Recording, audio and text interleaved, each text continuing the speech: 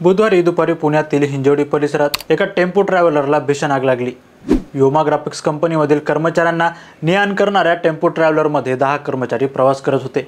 यावेळी लागलेल्या आगीत 4 जणांचा होरपळून मृत्यू झाला, तर 6 जण गंभीररित्या जखमी झाले आहेत। सुरुवातीला अपघात असल्याचं बोललं जात होतं, मात्र या प्रकरणात आता एक धक्कादायक माहिती समोर आली आहे। गाडी चालकाने गाडीत आग लावून हा कट रचल्याचं समोर आलं आहे। हिंजवडीतल्या या हत्येचं नेमकं प्रकरण काय आहे, पोलिसांकडून या प्रकरणाचा उलगडा कसा करण्यात आला, ड्रायव्हरने हत्येचा कट का रचला, हे सगळ्या व्हिडिओच्या माध्यमातून पाहू। नमस्कार, मी निरंजन आणि तुम्ही पाहायला सुरुवात केली इन्फोवारी। सुरुवातीला हे प्रकरण काय आहे हे सविस्तर पाहू। बुधवारी पिंपरी चिंचवडच्या हद्दीतील हिंजवडीमधील योमा ग्राफिक्स या कंपनीची एक टेम्पो ट्रॅव्हलर आपल्या 10 कर्मचाऱ्यांना घेऊन सकाळी 7:30च्या दरम्यान कंपनीकडे जात होती। ही बस हिंजवडी फेस 1 मधून जात होती, पण धावत्या गाडीत आपल्या पायाच्या खाली आग लागल्याचं ड्रायव्हरला जाणवलं।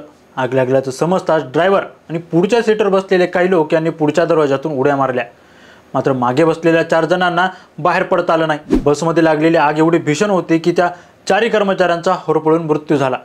ही आग एवढी भीषण होती की गाडीच्या आतमधील लोखंडी रॉड आणि सीट हे जळून कोळसा झाले होते।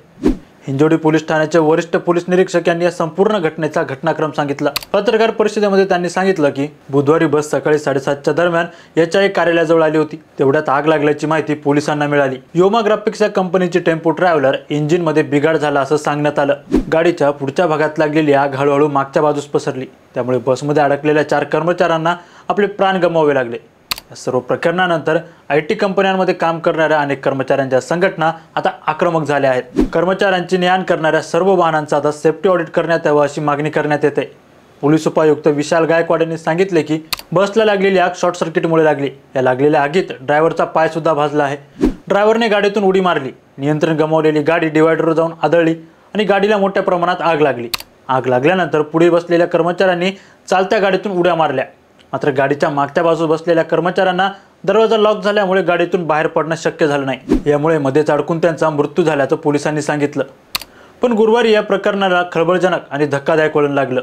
पोलिसांनी अधिक तपास केल्यानंतर गाडीच्या चालकाने ही बस जाळल्याचं समोर आलं आहे। आता ड्रायव्हरने सर्व प्रकरण का केलं हे सगळं पाहू। पोलिसांनी दिलेल्या माहितीनुसार गाडीचा चालक जनार्दन हंबर्डीकर हा मागील 12 वर्षापासून कंपनीसोबत काम करत होता, मात्र कंपनीतील काही लोक आपल्याला तुच्छ वागणूक देतात असा त्याचा समज होता। त्याला त्याचा महिन्याचा पगार देखील वेळेवर मिळत नव्हता। ड्रायव्हर सोबतच त्याला कंपनीतील काही कर्मचारी दुसरी मजुरीची कामं देखील करायला सांगायची। दिवाळीत देखील माझा पगार कापला आणि गाडीतील 5-6 लोक मला रोज त्रास द्यायचे।